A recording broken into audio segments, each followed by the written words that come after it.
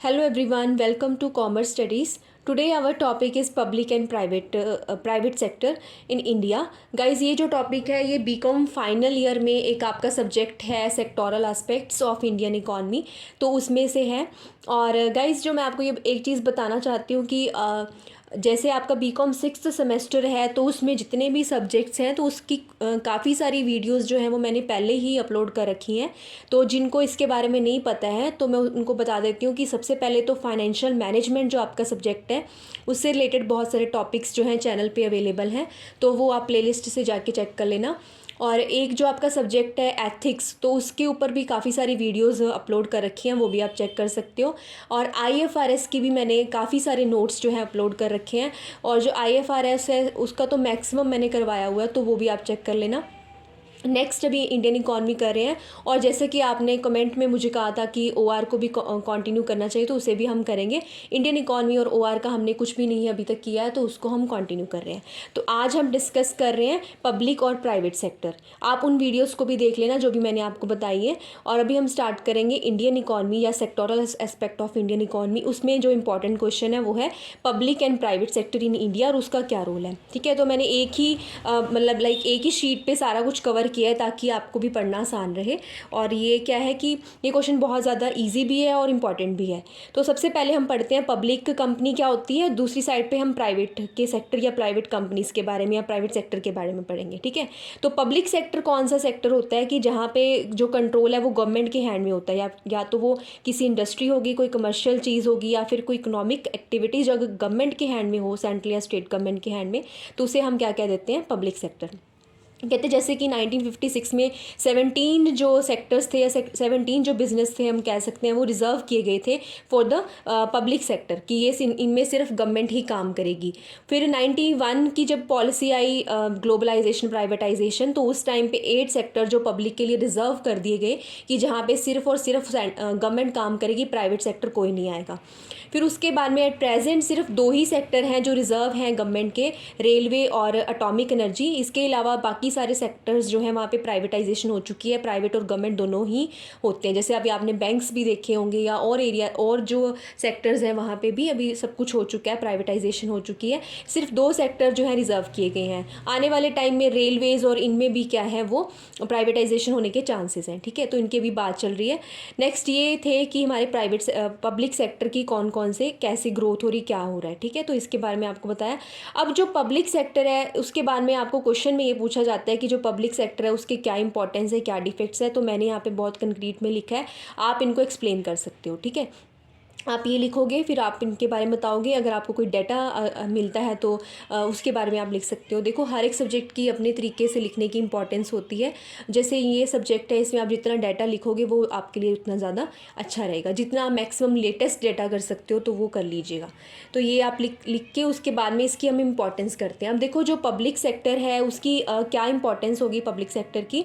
First है capital formation. जो public sector होता है या गवर्नमेंट के हैंड में जो कंपनीज़ होती हैं वो हेल्प करती हैं कैपिटल फॉर्मेशन के लिए।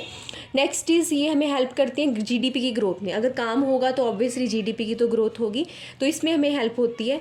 Next is development of infrastructure. अगर पब्लिक सेक्टर के हैंड में मतलब गवर्नमेंट के हैंड में कंपनीज़ हैं तो उससे क्या होगा, इंफ्रास्ट्रक्चर भी डेवलप होगा।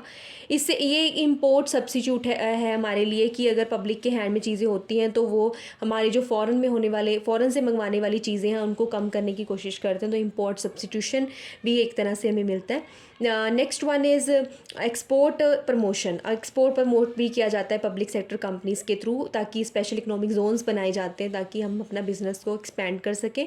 नेक्स्ट है लेस रीजनल डिस्पैरिटी। अगर पब्लिक सेक्टर के हैंड में बिजनेसेस होंगे तो वो जो अलग अलग स्टेट्स की जो डिफरेंसेस होते हैं, जैसे कोई स्टेट ज़्यादा डेवलप हो गई, कोई कम हो गई, तो उसको कम किया जा सकता है। क्योंकि गवर्नमेंट फिर अगर जो कम डेवलप्ड स्टेट है वहाँ पे अपना बिजनेस शुरू कर लेगी। ठीक है, क्योंकि इसका मोटिव प्रॉफिट अर्न करना नहीं होता, डेवलपमेंट करना होता है। तो ये हमें रीजनल डिस्पैरिटी या रीजनल डिफरेंसेस हैं जो स्टेट के, उसको कम करने में भी हेल्प करती है। इसके अलावा पब्लिक कंपनीज़ या पब्लिक सेक्टर जो है हमें इकोनॉमिक डेवलपमेंट में भी हेल्प करता है और हमारी एम्प्लॉयमेंट को भी प्रमोट करता है। तो ये पब्लिक सेक्टर के फ़ायदे या एडवांटेजेस या रोल कुछ भी कह लो, ये इंपॉर्टेंस हो गई है। नेक्स्ट है पब्लिक सेक्टर के डिफेक्ट्स क्या हैं। अगर पब्लिक सेक्टर ज़्यादा होगा तो उसके क्या नुकसान है हमें। एफिशिएंटली वो काम नहीं करते हैं। आपने देखा होगा एक जनरली ये मिथ ही बन चुकी है, हर एक के माइंड में ही रहती है ये चीज़ कि अगर हम हॉस्पिटल्स की ही बात कर लें तो अगर गवर्नमेंट हॉस्पिटल में जाएंगे तो वहाँ पे अलग तरीके से ट्रीट किया जाएगा, अगर आप प्राइवेट हॉस्पिटल्स में जाओगे तो वहाँ पे आपको अलग तरीके से ट्रीट किया जाएगा। तो हम कहीं ना कहीं हमें ये मिथ्स भी ऐसी बनती हैं कि हमें थोड़ा जाते हैं तो देखते हैं तो उसके बेसिस पे, तो लाइक इस तरह से एफिशिएंसी की प्रॉब्लम है, मैनेजमेंट अच्छी नहीं होती है, सोशल ऑब्जेक्टिव है इसका, प्रॉफिट अर्न करना तो ऑब्जेक्टिव ही नहीं है। तो ये एक तरह से ये भी हमारे लिए डिफेक्ट्स में आ गया। नेक्स्ट लॉन्ग जेस्टेशन पीरियड होता है कि जब बिज़नेस शुरू करना होता है तो उससे पहले फॉर्मेलिटीज़ ही बहुत सारी हो जाती हैं, तो वो शुरू होने में ही बहुत ज़्यादा टाइम लग जाता है। तो जेस्टेशन पीरियड इसका लॉन्ग है। नेक्स्ट है ओवर कैपिटलाइजेशन हो जाती है और ओवर स्टाफिंग की का इशू है, और इंडस्ट्रियल डिस्प्यूट्स जो हैं, ये सारे डिफेक्ट्स हैं हमारे पब्लिक सेक्टर इन इंडिया।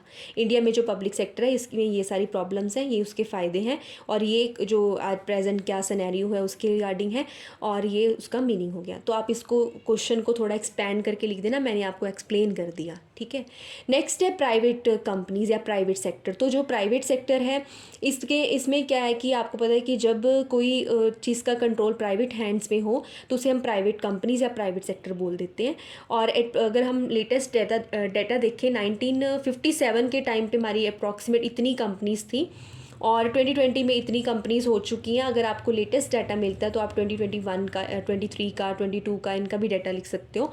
और ये जो रिपोर्ट है वो एनुअल रिपोर्ट है मिनिस्ट्री ऑफ कॉर्पोरेट अफेयर की, और अगर आपको लेटेस्ट मिलती है तो आप इसको भी यहाँ पे ऐड कर सकते हो, क्योंकि लेटेस्ट जो डाटा है वो आपके लिए भी रेलेवेंट है, और वैसे भी मतलब वो ही लिखना चाहिए आई थिंक। तो उसको आप लिख सकते हो कि प्रेजेंट सिनेरियो क्या है प्राइवेट कंपनीज़ का। तो दोनों में डिफरेंस है, यहाँ की गवर्नमेंट का कंट्रोल होता है, यहाँ पे प्राइवेट हैंड्स में होता है। अब इसकी क्या इंपॉर्टेंस होगी, इसकी ये इंपॉर्टेंस होगी इंडस्ट्रियल की डेवलपमेंट होती है, एग्रीकल्चर का डेवलपमेंट होता है, प्रॉफिटेबिलिटी इसका मेन ऑब्जेक्टिव है, नेशनल इनकम को तो कंट्रीब्यूशन होती है, फॉरेन एक्सचेंज हम अर्न करते हैं, प्रोडक्टिविटी इंक्रीज़ होती है हमारी। जो इसके डिफेक्ट्स हैं वो कहीं ना कहीं इसके एडवांटेजेस हैं। नेक्स्ट एग्रीकल्चर की डेवलपमेंट होती है, प्रोफेशनल, जैसे यहाँ पे पुअर मैनेजमेंट थी तो यहाँ पे प्राइवेट अगर हैंड्स में होगा तो उनकी मैनेजमेंट अच्छी होती है, तो इसकी इंपॉर्टेंस होगी। नेक्स्ट है डिफेक्ट जो है मतलब कमियाँ क्या रह जाती हैं। देखो कमियाँ क्या है कि एक तो ये नॉन एसेंशियल गुड्स बनाते हैं, नेक्स्ट है डिस्प्यूट होने के चांसेस रहते हैं, और ये सोशल वेलफेयर कहीं ना कहीं इग्नोर कर देते हैं क्योंकि इनका मोटिव होता है प्रॉफिट अर्न करना।